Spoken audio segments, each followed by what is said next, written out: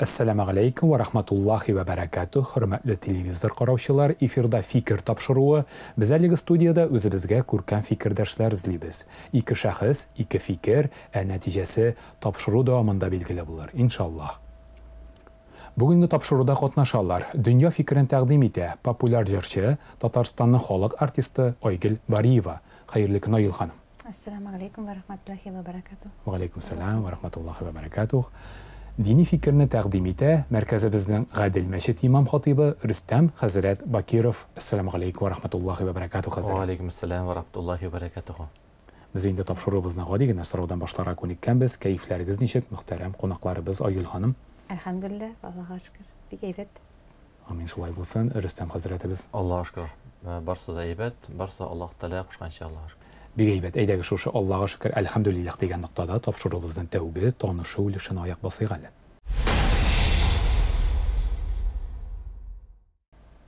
Tanishuv ilishini boshlab jibaramiz. Hurmatli fikrdoshlar, tanishuv ilishida hurmatli fikrdosh yana shu o'tirgan fikrdoshning ish tarmog'ina o'z munosabatini bildirib ketarga tegish. Oygul xonim, yana shagizda markazimizning eng muhtaram hazratlarining birisi o'tira, dinga munosabatingiz nindi ekan? Alhamdulillah, men kichkinadan din muhitida o'sgan bola. Men bek baxtli. Davanimda, davatilarim ikki yoqdan da, yog'dan da dinlaydi, namozda edilar. Bizning shajarada mullabız da var.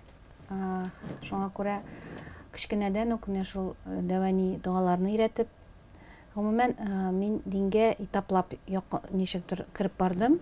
Turmushimda boshtaroq endi shu duolarni o'rganib, anara maktab yillaridan urazalar tutib, 33 yoshimda namoz o'qiy boshladim. Lekin endi meni tuplab alhamdulillah umraga barib qaytqach, hozir endi Allohning rahmati bilan tag'inda Allohga yaqinaydim deb aytasi kelaydi. Din yo'lina yaqinaydim, alhamdulillah. Rahmat javob qilishing Oygul xonim, bek shodmiz sizning uchun. Hurmatli hazratimiz, yana shada populyar jurchi Oygul Bariyeva o'tira. Ijr san'atiga munosabatingiz nindi ekan? Bildirib ketmasizmi fikringizni? Bismillahirrahmanirrahim. Albatta Alloh rahmatlari bilan shu necha yil xizmat etamiz. Alloh yurtida hazrat imom bo'lib, Allohga shukr G'adil masjidida, bizning G'adil masjidida bir traditsiya deb aytsak bo'laydi. Shu san'at kishilari yurib, tanishib, söylashib, do'stlashib, aralashib yashaymiz. Albatta san'at kishisini ham san'at xizmatini ham san'atga turli fikrlari bor. Ammo lekin bu fikr topshiruvimda o'zimning fikrimni aytam. Mening fikrim bek yaxshi ham pozitiv, Allohga shukr. Rahmat hazrat, rahmat Oygul xonim bildirgan fikrlaringiz uchun. Biz hozir topshiruvimizning tog'inda qiziqtaroq tubilishini, fikrlashuv ilishini ko'shigalik. Fikrlashuv ilishini boshlab jibaramiz. Hurmatli fikrdoshlar, bugungi topshiruv unikal topshiruv, chunki fikr topshiruvining bugungi temasi fikr. Ham birinchi so'rovda shunday bo'lar, fikr degan ulug' qiymat bor, kelishasizdir. Fikr narsa uchun xizmat etadi. Edagiz men shu so'rovdan boshlab jibaraylik. Mumkin bo'lsa Oygul xonim sizdan boshlaylik. Fikr, men o'ylayman, fikr ol kishining turmushga qarata o'zining pozitsiyasini bildirdi. Umuman kishining nechik fikr yurituvi ol onun bilimin ko'rsatadi, onun nindi muhitda o'sganini ko'rsatadi, ham nindi tarbiya oluvini ko'rsatadi. Umuman fikr yuritu shundan da ol tipli fikr yuritu ol har bir kishiga berilmaydi. Ham shunab turib da meni aytadilar, bir topqir aytgancha 100 topqir o'yla. Ham mana ol fikrga shulay mening o'ylawimcha, biror nindi fikrni aytganda kishi onu o'ylab aytırga tegish, ham uni dalillarga tegish. Bulay gina degemne aytirishingina aytgansiz ekan, aytgan so'z aytar, aytgan so'z uchun sen javob berga tegish. Menimcha men shulay ko'z oldina keltirem. Sanabda aytgan so'z otqan o'q, Oygul xonim. Rahmat bildirgan fikringiz uchun qiziqli bo'ldi. Hörmətli хәзрәтебез, фикер дигән олы кыйммәт бар. Ә фикер нәрсә өчен хезмәт итә? Дини фикер ни уйлый икән бу турыда? Бисмиллахир-рахманир-рахим. Аллаһ рәхмәтләре белән шушы фикер тапшыруның беренче адымнар белән башлап җибәргән идек. Бәйе, хәзрәт, рәхмәт. Төрле дәресләр булды бу тапшыруда. Менә бүгенге тапшыруда исеме бик хикмәтле фикер. Фикер турында Аллаһ та Коръәндә әйтә. Без инде хәзрәт буларак, әлбәттә, Коръәнгә, хәдискә таянып, без шушы мәгълүматларны ирештерәбез. Шуңа да Аллаһ Тәгалә бик кызык, хикмәтле бер Рум сүрәсендә шушындый безгә сорау бирә. Әвәләм яттафаккару фи анфусихим дия.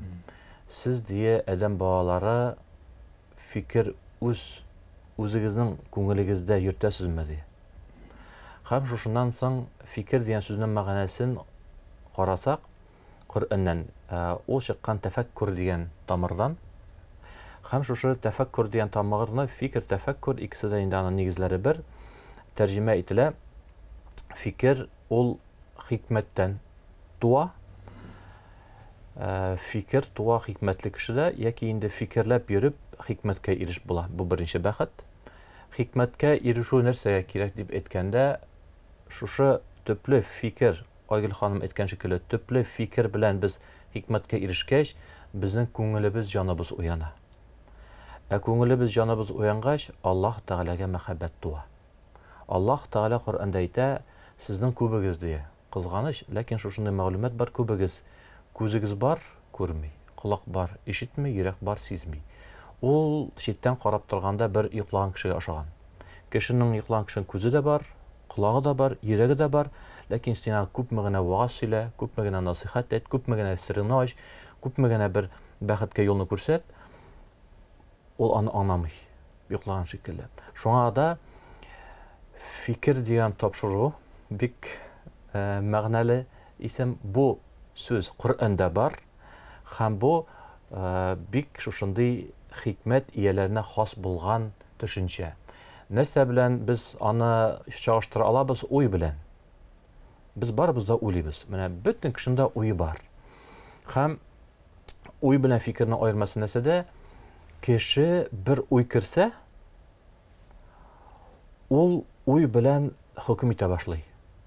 Мәсәлән, күрдек урамда бер чәчәк.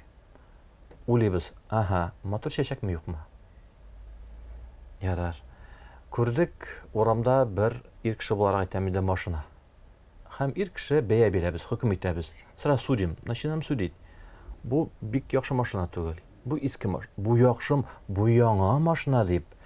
Яки инде балалар бакчасына барганда карыйбыз, ой, шундый бала буламыни. Әйе. Үзенеке бик матур. Шундый кеше бу. Ул баланың әнисенә ул иң дөньядагы матур бала. Шуңа да уй нәрсәгә белән безгә камачылый. Без уйлап хөкем итә башлыйбыз. Үзебезне казый урынына куябыз да, яхшы, яман. Без беләбез, Аллаһу җәмал ва юхиббул җамил. Яки Аллаһ теле үзе матур, һәм ул бөтенебезне матур яратты. Без бу дөньяда алданабыз күп уйлап. Шушындай бер төшенчә бар, урысча горе от ума. Теге кеше шуның хәтле без күп мәгълүмат уйлыйбыз, умни җитә башлыйбыз. Гафу итегез инде шулай дип әйткәнгә, хәтта дин кешеләре, әһелләр турында. Менә мин монда үзем хәзрәт булып утырсам да, хәзер шуның хәтлек төпле фикер йөртүчеләр бик аз. Уйлап төрле үзенең сүзләрен әйтеп, кеше рәнҗетүче. Нинди кеше үзенең әти, әнисе дә әле монда. Шундай балалар бар. Яки әти, әни үзенең баласын, яки бер туганын уйлый да, уйлаган әйтә дә, ул үзен дөрес дип хис итә. Ләкин нинди файда синең шушы уеңнан кешегә авыр булгач. Рәхмәт, хәзрәт. Искиткеч вагаз булды. Икегез дә әйттегез, хөрмәтле фикердәшләр. Айгөл ханым, сез дә, хәзрәт, сез дә төпле фикер дигән төшенчәне, кешенең бөеклеген фикере билгели, төпле фикер нинди көчкә ия бу дөньяда? Айгөл ханым, җавап биреп китмәссезме? Әллә килергә дә кирәк бит, төпле фикергә? Мин уйлыйм, гомумән мин инде үземнең тәҗрибәм буенча әйтә алам. Минем өчен фикер, нинди кешенең фикере минем өчен тәэсир итә. әгәр дә ул кеше, мәсәлән, минем өчен абруйлы, аның артында ниндидер тәҗрибә бар, ул тормышта үзен ничектер үзен дәрәҗәле рәвештә күрсәтә алган, үзенең һөнәре буенча андамы, үзенең тормыштагы позиция буенча, әгәр дә менә шундый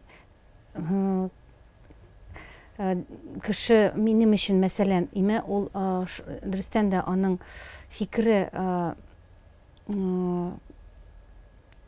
кыйммәтле икән, әлбәттә, мин аны тыңлыйм.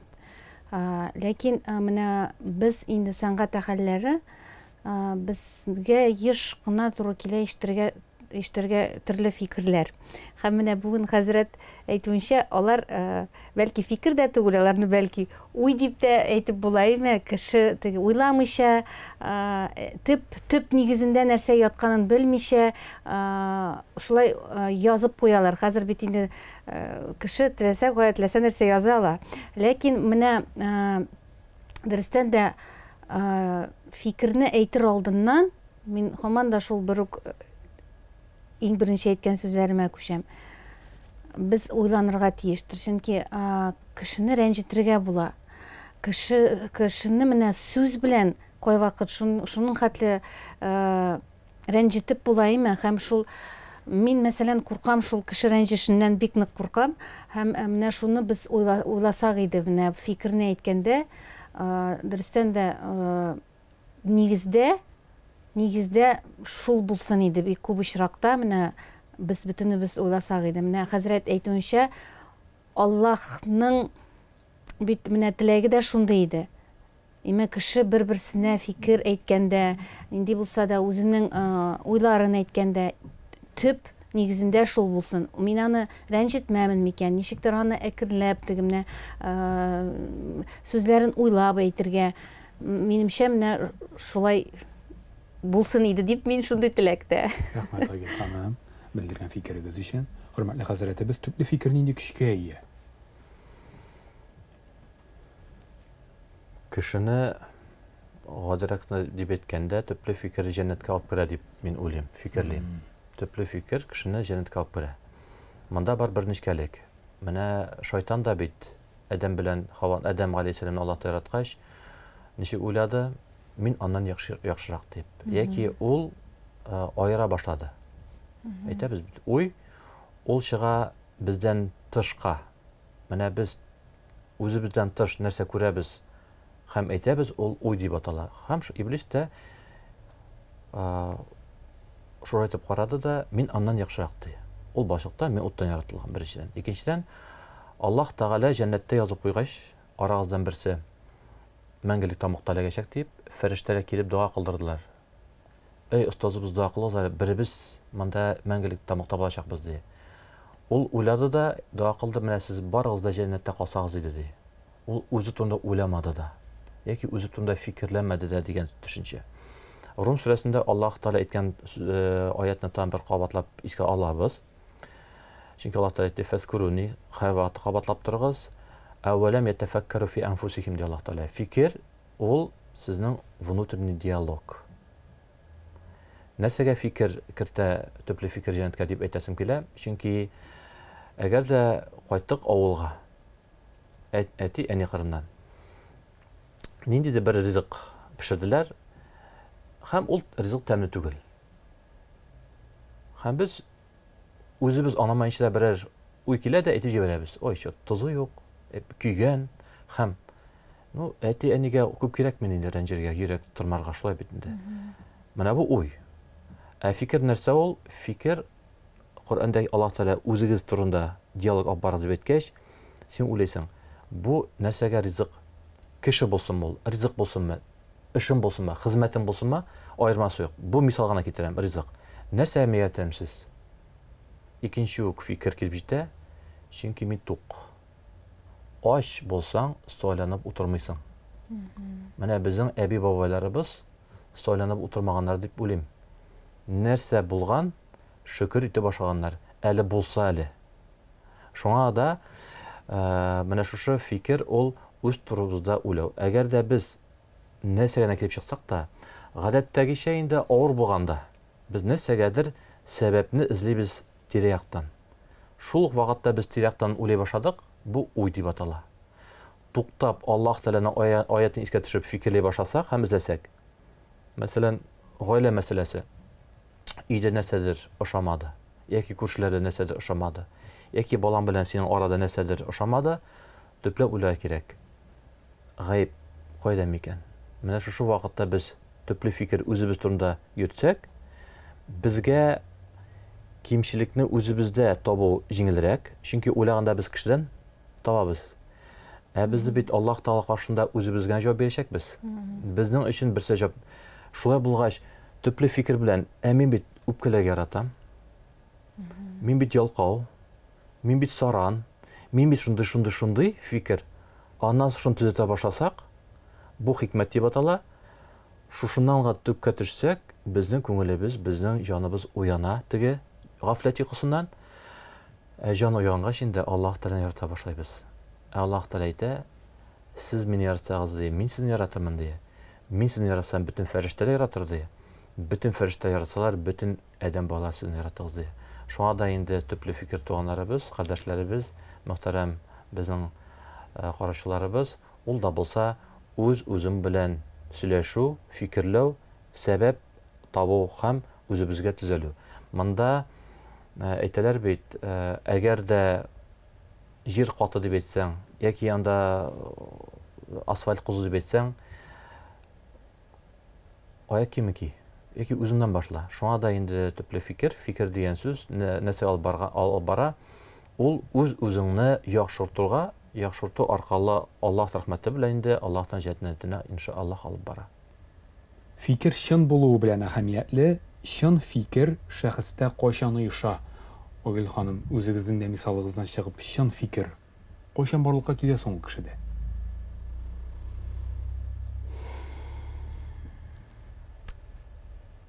Бик авыр сорау инде бу, ләкин мин үземнең тәҗрибәм буенча гына әйтә алам. Минем бик күп күргәнем бар, яшьләр мәсәлән бик төпле фикер йөртәләр. Һәм шул ук вакытта олы яшьтәге кешеләр дә фикерләре бик сай дип әйтик, миндә ничек фикер юк гомумән. Шуңа күрә теге яшь килгән саен фикер туплана дип әйтер идем. Ләкин тәҗрибәм буенча, күзәтүем буенча ул алай түгел. Һәм менә әйттем бит иң беренче сорауда фикер ул барыбер дә син нинди мөхиттә үстең, син нинди тәрбия алдың, нинди әтиеңнән нинди белем алдың, менә синең нинди мөхиттә үскәнне күздә тотарга кирәк. Ул шунда формалаша дип уйлыйм инде мин. Булар бөтенесе дә үз ролен уйный барыбер дә. Чөнки тагы бер кат әйтәм инде, фикер ул бит инде кешенең тормышка карата позициясе, үз позициясын белдертү. Һәм гомумән кеше ничек фикер йөртә, кеше турында ниндидер беренче үзеңнең мнениеңне уже әйтергә була, һәм шуңа күрә ул яшькә дә карамый, бары тик менә шушы мин әйткән әйберләргә карыйдыр дип уйлыйм, фикер шунда формаллашадыр. Рәхмәт, Айгөл ханым. Хәзрәтебез, чын фикер шәхестә кайчан оеша ул? Бу инде үземнең фикеремне әйтәсем килә. Иң беренче әлбәттә Аллаһ телән тора. Менә Айгөл ханым бик дөрес әйтте, чөнки кай вакытта бала кеше шунда хикмәтле сүз әйтеп җибәрә. Анда инде менә үзең дә тәҗрибәле булсаң да, яшен булса да шаккатып китәсең. Икенчедән, төпле фикер булыр өчен үз өстендә эшләү кирәк. Чөнки без әйттек, фикер бәйле кешенең җаны күңеле белән. Безнең җаныбыз, күңелләребез йоклый. Аны уятыр өчен үз өстебездә эшләргә кирәк. Ничек эшләргә кирәк?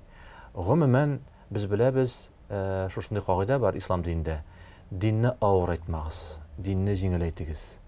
Пәйгамбәребез дә галейһиссәту вассалам әйтеп калдырды. Бер нәрсәне авыр әйтмәгез, җиңел әйтегез. Менә безнең шушы акылыбыз, уйыбыз, шуның хәтлек безне алдый. Аны шайтан дип әйтсәк була, нәфс дип әйтсәк тә була, уй дип әйтсәк тә була. Без Bütün eberine avratı taban нәрсәгәдер. Гел катландырабыз нәрсәгәдер. Bütün eber җип җиңел. Мәсәлән, ничек төпле фикергә килеп була, ничек без менә шушы хикмәткә кирип итеп була.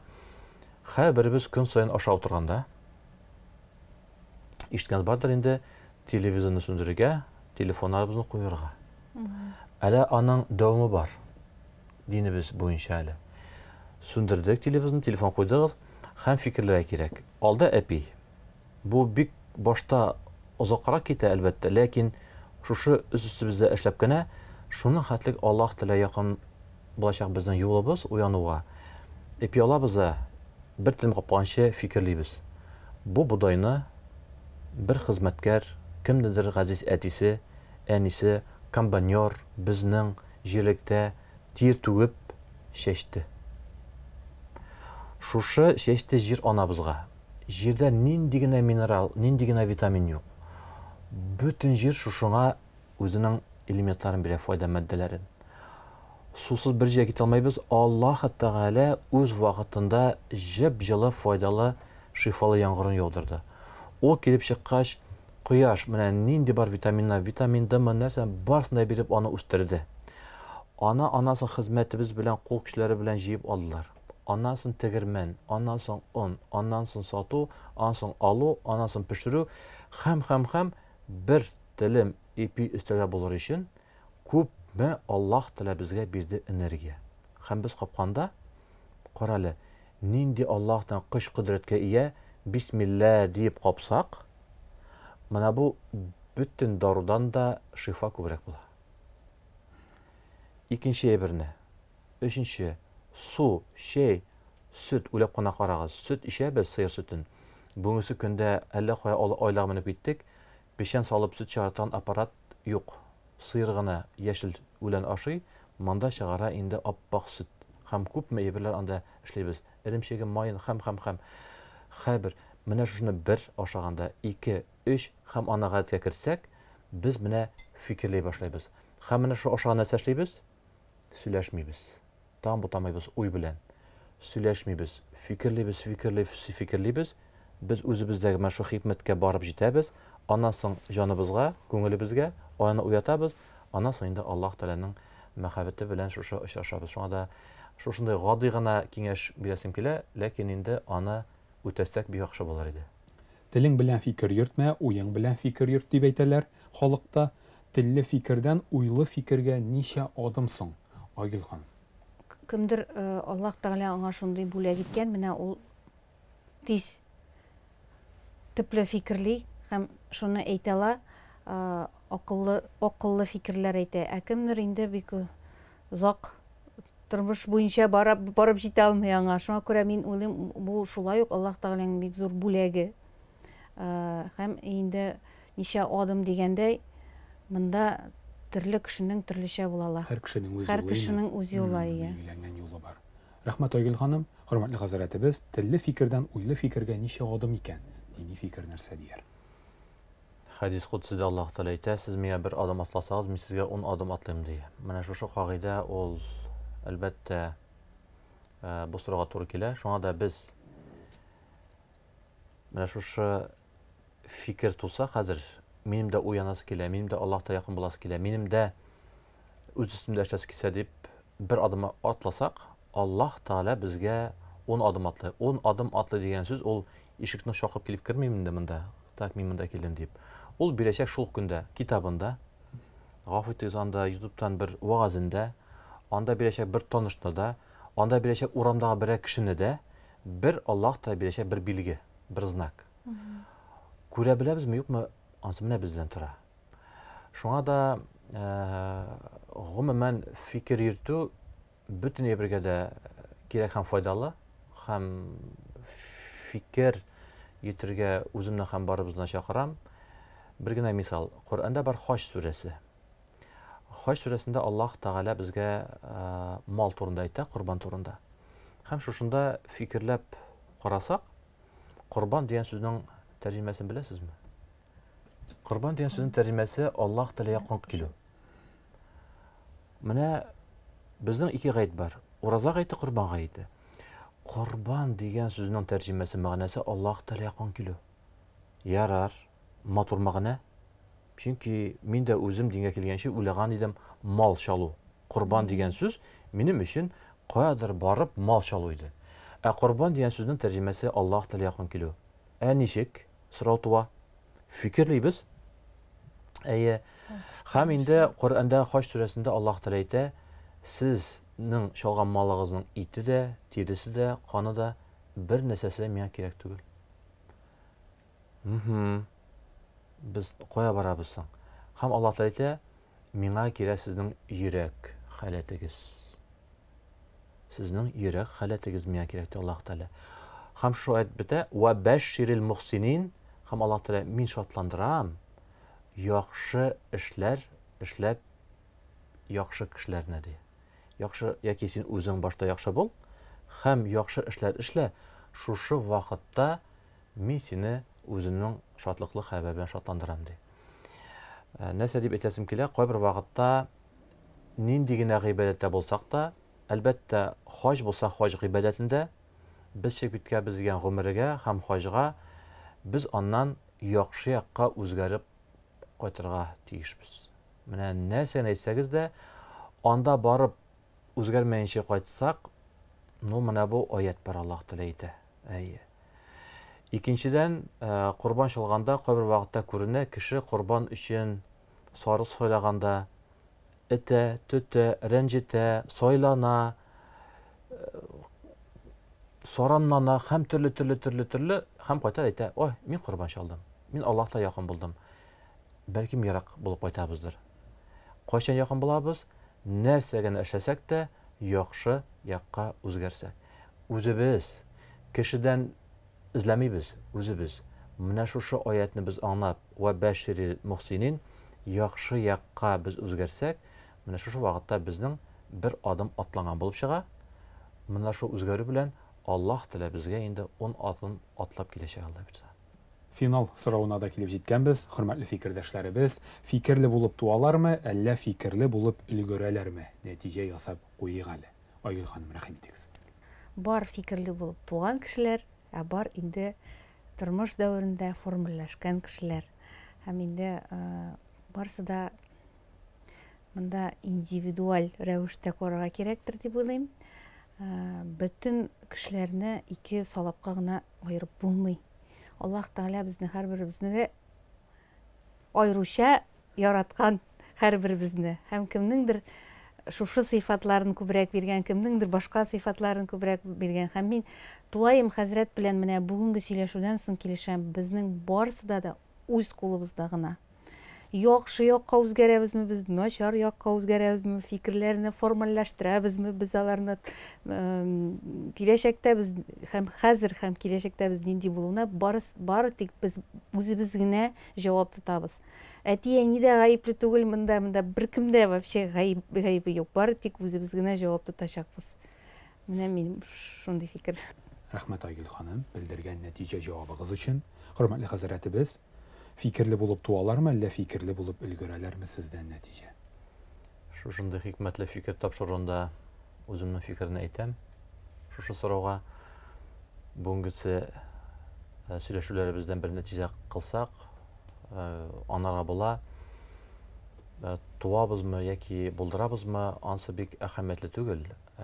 Менә шушындай тапшыруларны карагач, үзебез турында фикер йөртүне теләп калар идем. Чөнки бер төпле фикер бар, ул бөтен диндә дә, безнең диндә дә бар. Нәрсә чәчәсең, шуны урасың, шуны онытмаска иде. Айгөл ханым бик дөрес әйтте. Чөнки кайбер вакытта без яхшылыкны кешедән эзлибез. Үзебезне онытабыз. Без бер-беребезгә күзгә. Шуңа менә нәрсә чәчәбез, шуны ургач үзебездән башлар кирәк дигән шушындай төпле фикердә иншаллах калам. Рәхмәт хәзрәт, рәхмәт Айгөл ханым, белдергән тирән фикерләрегез өчен. Без тапшыруыбызның төп өлешен, фикерләшү өлешен йомгаклап, аның тагын да кызыклырак нәтиҗә өлешен аяк басыйк әле. Нәтиҗә өлешенә аяк басабыз, хөрмәтле фикердәшләр. Нәтиҗә өлешендә хөрмәтле фикердәш янәшә утырган фикердәшенә аның эш тармагына бәйләп яки бүгенге фикер темасыннан чыгып бер сорау бирергә тиеш була. Айгүл ханым, рәхим итегез. Рөстәм хәзрәт Бакиров сезнең янәшәгездә нинди дини сорау күңелегезне борчый бери? Ул сорауны бирә аласыз. Мин уйлыйм, әле бирәсе сорау бик күп кешеләрне борчый. Чөнки менә тормышта Аллаһ Тәгалә һәрбер кешегә төрле һөнәрләр бирә, төрле талантлар бирә. Мәсәлән, җырчыларга җыр сәләте шулай Аллаһ Тәгаләдән күчкән. Биючеләргә бию сәләте. Менә монда күбрәк инде мин үзем иҗат кешесе буларак, мин күбрәк иҗат кешеләре турында кайгыртам, чөнки инде бик күп еш ишетергә туры килә. Һәм менә андый очракта мин гомумән менә мин үзем уйланып куям. Менә Аллаһ Тәгалә биргән бит инде шундый сәләтне. Ни өчен кешеләр әйтәләр аны гынах итеп, мәсәлән, шул рәсем ясау, анда шул кинода төшү мәсәлән, менә андый һөнәрләр бик күп бит инде, иҗатка кагылышлы һөнәрләр бик күп. Һәм менә мондый очракта нишләргә кирәк, ничек җавап бирергә кирәк, үзеңне менә ничек фикерләргә кирәк, дөрес итеп. Менә бу сорау мине бик борчый.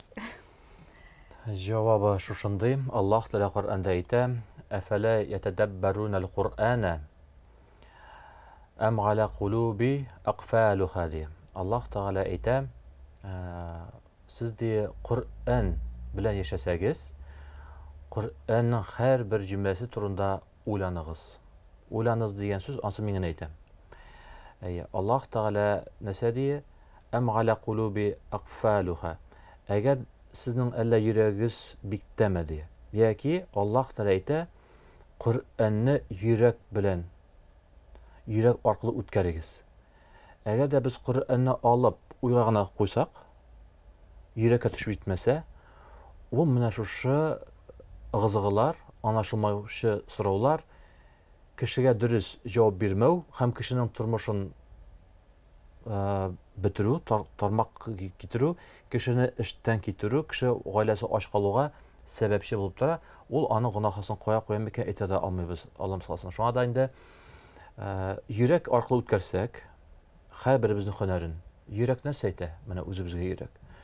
Менә миңа шушы сораудан шундый бер йөрәк хәбәр әйтә. Мәсәлән, ризык мәсьәләсе.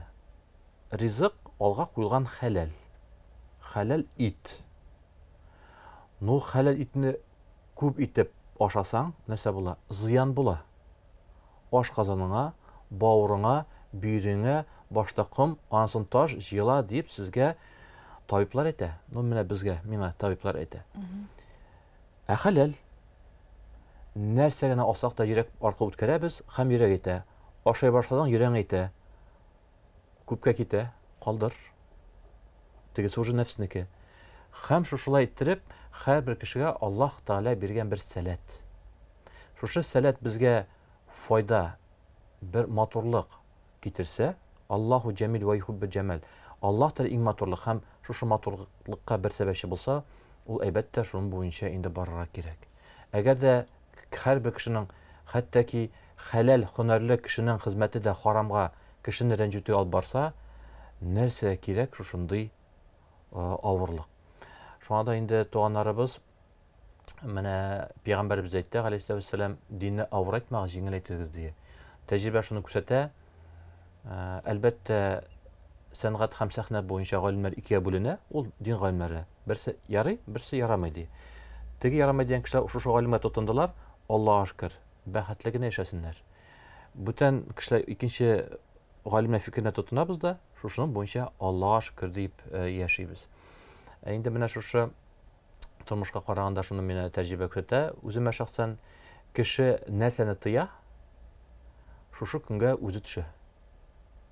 Менә, мәсәлән, безнең хастаханә РКБ безнең мәчет кырында булгачтан соң, шушындай әйберләр булды, кирип сорап бирәләр. Мин үземнең хәләл җифетемне анда күрсәтмәйм, анда хатын кызга. Ну, ул ир кешегә инде хатын кызны. Һәм күп тә үтмәй бик каты авырый, скорый белән алып китәләр, һәм тегендә хатыны ир кеше карый. Беренчән җәмәгать анара кирәк, ул ир кешегә көнгә анда бихисап үткән кешегә, ул кеше шикелле карамай, ул җинси мөнәсәбәт шикелле карамай, ул карый, авыру аңа ярдәм итәргә кирәк дип. Шушыны анара кирәк. Шушылай иттереп, динне авыр әйтмәенчә җиңел әйтеп яшәсәк, бик яхшы. Һәм инде булган әйберне гафу итәргә җимерү бик җиңел. Торгызу бик авыр. Син менә үзең берәр шәхес шикелле бу җәмәгатькә нинди файда китердең? Әгәр дә син бер файда китереп яшәсәк, кешегә киңәш бирерлек синең вакытың калмаячак. Син һаман да творчество будешь, ты творить. Аллаһтан бар бит инде творец. Менә син матурлыкны. Шуңа да инде бер дә борчылмаенча шулай итеп хезмәт итегез дип, мин үземнең фикеремне әйтә алам. Рәхмәт. Рәхмәт хәзрәт. Җавапны канәгатьме Айгөл ханым? Бик, әлхәмдүлилләh. Рәхмәт хәзрәт, белдергән җавабыгыз өчен. Хөрмәтле хәзрәтебез, янәшәдә Татарстанның халык артисты Айгөл Бариева, нинди соравыгыз бар икән аңа рәхим итегез. Әлбәттә, бик бу сорау бөтен кеше җавапны эзли. Шушы миндә җавап табылмасмы икән дип шуны сорау бирәм. Айгөл ханым, нәрсә ул бәхет яки бәхетле булу? Бик кызык сорау. Рәхмәт хәзрәт. Бәхетле кеше ул бу тормышта канәгать булып яши торган кеше. Минем өчен бәхет ул шул. Һәм ул шатлыкларда, ниндидер уңыш китерә торган вакытларда гына түгел. Мин моны ничектер кычкырып әйтмим, чөнки тормышта мин бик күп авырлыклар күргән кеше буларак, бик күп югалтулар күргән кеше буларак, мин үземне бер кайчан да бәхетсез дип йөртмәдем. Әлхәмдүлилләh, чөнки мин белән бар, миннән дә авыр күрә торган кешеләр.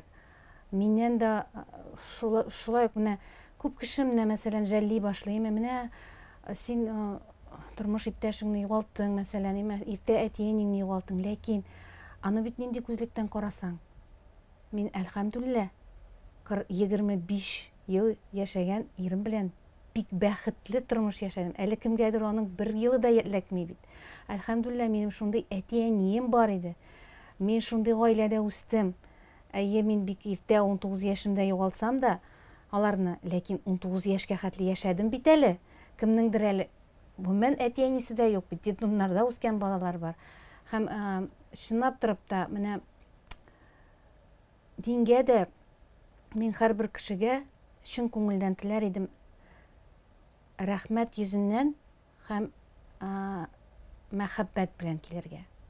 Чөнки күпләребез менә авырлык төшкәч кенә искә төшәләр Аллаһ Тәгаләне һәм киләләр шуңа. Ә менә без барыбыз да рәхмәт әйтеп һәм Аллаһ Тәгаләгә мәхәббәтне белгертеп, шулай дингә килсәк, ул төплерәк һәм дөресрәк һәм аңлаешлырак була. Чөнки менә кешенең, мәсәлән, ул авырлык килгәндә килә дә дингә, аннан соң авырлыклар бетә, барысы да яхшы, и кеше тагын оныта, и йөри башлаяннар, элекке тормышка күчә. Ә син әгәр дә менә шул мәхәббәт белән килсәң, аңлап һәм рәхмәт әйтеп, ул мәхәббәтне дингә карата, Аллаһ Тәгаләгә карата бер нәрсә белән дә алыштырып булмый һәм чагыштырып булмый. Шуңа күрә бәхет менә минемчә ул Аллаһ Тәгаләгә рәхмәтле булып һәм канәгать булып яшәү бу тормышта. Минем өчен шулай. Ул иң зур бәхет. Сез җаваптан канәгатьме хәзер? Әлбәттә, бигрәк шушы Коръән сүзләре белән җавап бирдегез. Каян беләсездер шундый. Бик канәгать, Аллаһка шөкер. Бик зур рәхмәт. Рәхмәт хөрмәтле Рөстәм хәзрәт, рәхмәт хөрмәтле Айгөл ханым, бүгенге тапшыруга вакыт табып килгәнегез өчен, белдергән тирән фикерләрегез өчен аерым рәхмәт. Алла бирсә шифалары була торган хәерле имин тапшырулар булсын иде. Амин. Амин. Амин, рәхмәт. Хөрмәтле телевизор караучылар, сезгә дә бүгенге фикер тапшыру чыгарылышын караганыгыз өчен олы рәхмәтебезне белдерәбез һәм кабаттан бүгенге тапшыруда кемнәр катнашканын исегезгә төшереп узам. Дөнья фикерен тәкъдим итте популяр җырчы, Татарстанның халык артисты Айгөл Бариева. Булыгыз гына. Менә шушындый хикмәтле теләк булды Айгөл Бариевадан рәхмәт. Дини фикерне тәкъдим итте мәркәзебезнең Гадел мәчете имам хатибы Рөстәм хәзрәт Бакиров. Аллаһ Тәгаләгә якын булу өчен яхшы кеше булып яшәгез. Амин, шулай булсын. Біз сіздің белән киләсе очрашуларга кадәр дип сау булышабыз. Ассаламу алейкум ва рахматуллахи ва баракатух. Сау булыгыз.